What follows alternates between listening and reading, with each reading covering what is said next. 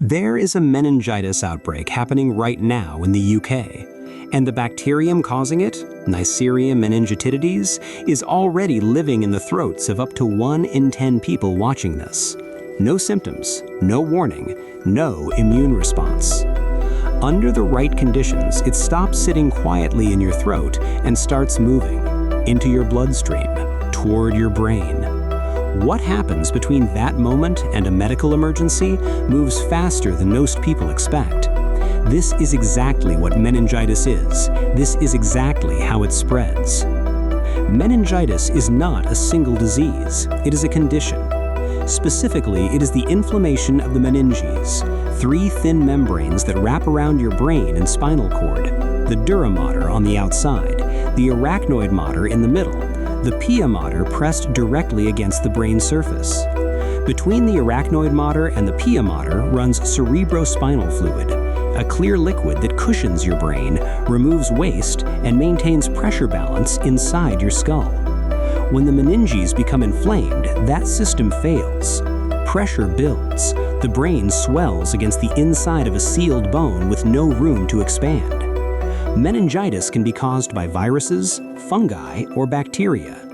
Viral meningitis is more common and usually resolves on its own. Bacterial meningitis is the version that kills. It is the version responsible for the current outbreak, and it is caused, in the majority of serious cases, by one specific organism, Neisseria meningitidis. Neisseria meningitidis is a gram-negative diplococcus. Under a microscope, it appears as 2 spheres pressed together, surrounded by a polysaccharide capsule that makes it resistant to your immune system's first line of attack. It lives exclusively in human hosts, specifically in the nasopharynx, the passage connecting the back of your nose to your throat. Between 10 and 20% of the population carry it right now as part of their normal throat flora. In healthy carriers, the immune system keeps it contained. It colonizes the mucosal surface and goes no further. What makes Neisseria meningitidis dangerous is not its presence, it is its capacity to breach. Given the right conditions, immune system suppressed, a new strain encountered for the first time, a vulnerable host, it stops colonizing the surface and starts moving inward. The capsule that protected it from your immune system now protects it during transit, through the mucosal lining, into the bloodstream, toward the blood-brain barrier. Meningitis does not spread through the air across a room. It does not survive on surfaces for meaningful periods. It is not transmitted through food or water. It spreads through direct contact with respiratory secretions from the nose and throat of a carrier or infected person, coughing and sneezing at close range, kissing, sharing drinks or utensils, extended close contact in an enclosed space, a student dormitory, a household, a sports team sharing the same environment for hours. This is why outbreaks concentrate in specific communities, university campuses, schools, military barracks, any environment where people live closely together and share repeated close contact between them. The current UK outbreak is concentrated in Kent. The strain identified is MenB, serogroup B, one of the most common causes of bacterial meningitis in Europe. A critical point, most people who encounter this bacterium do not develop meningitis.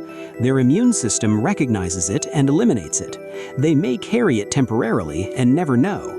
The dangerous progression happens in a minority of exposures, but that minority moves fast enough that the window for intervention is measured in hours, not days. The blood-brain barrier is a network of specialized endothelial cells lining the blood vessels of the brain.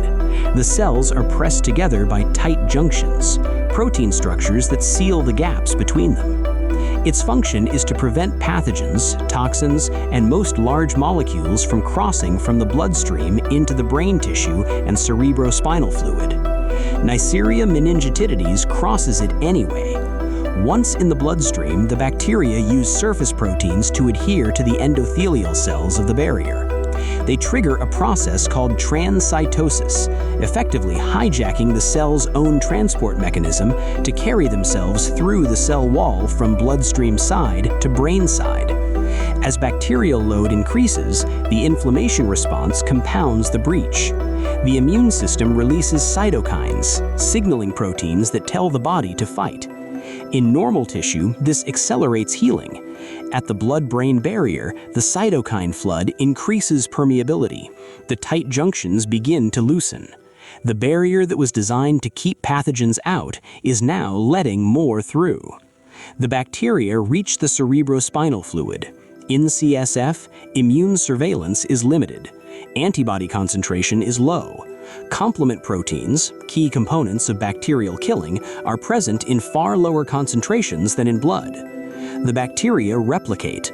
The inflammation they trigger in the confined space of the meninges begins to compress the brain.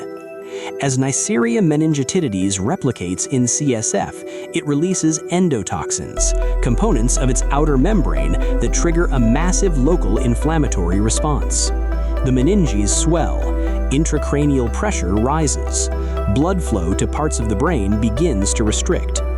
In some cases, the bacteria also enter the bloodstream at scale, a condition called meningococcal septicaemia. Bacteria release toxins that damage blood vessel walls.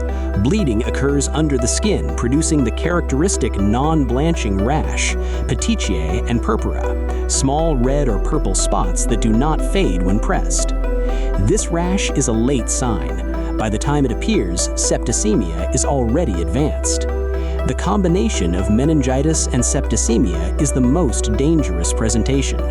Brain damage, organ failure, loss of limbs from tissue death, these are the documented outcomes in severe cases that reach treatment late. The early symptoms of bacterial meningitis are not specific: fever, severe headache, vomiting, fatigue. They overlap with influenza and dozens of other conditions. What separates meningitis is the speed of progression and the specific combination.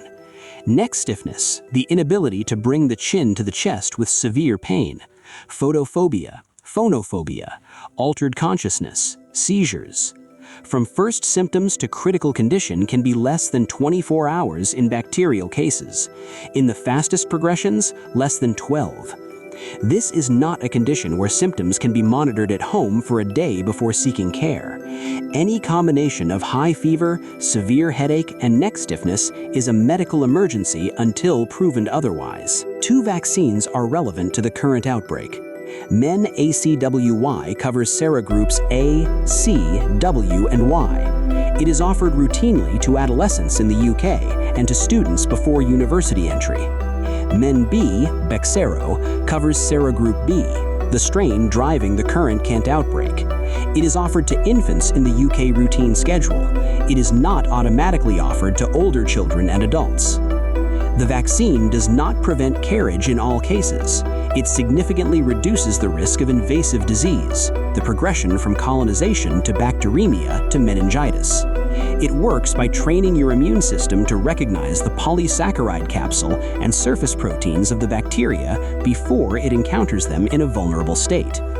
If you or someone in your household is in an affected age group and has not received MenB vaccination, that's the conversation to have with your GP today, not tomorrow. The bacteria is in circulation. The outbreak is active. The window between symptom onset and critical condition is short. The vaccine closes that window before it opens.